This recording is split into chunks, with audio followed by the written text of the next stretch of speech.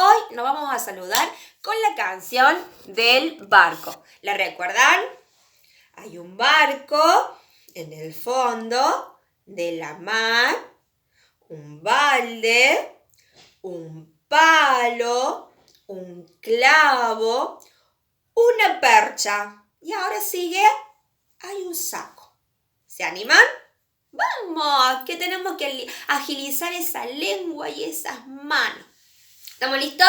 A la 1, a las 2, a las 3. Hay un barco en el fondo de la mar. Hay un barco en el fondo de la mar.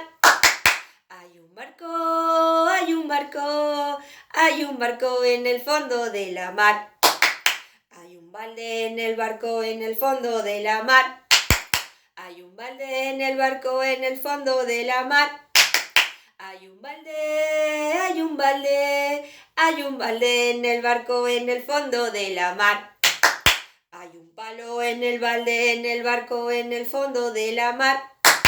Hay un palo en el balde en el barco en el fondo de la mar. Hay un palo, hay un palo, hay un palo en el balde en el barco en el fondo de la mar.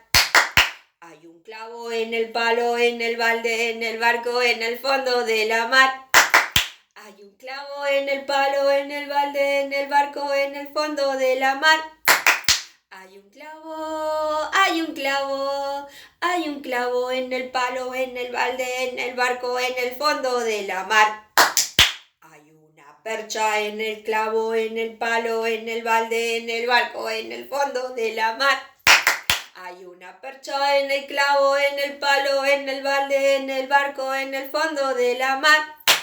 Hay una percha, hay una percha, hay una percha en el clavo, en el palo, en el balde, en el barco, en el fondo de la mar.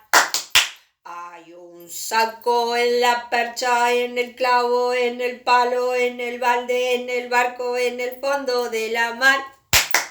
Hay un saco en la percha, en el clavo, en el palo, en el balde, en el barco, en el fondo de la mar.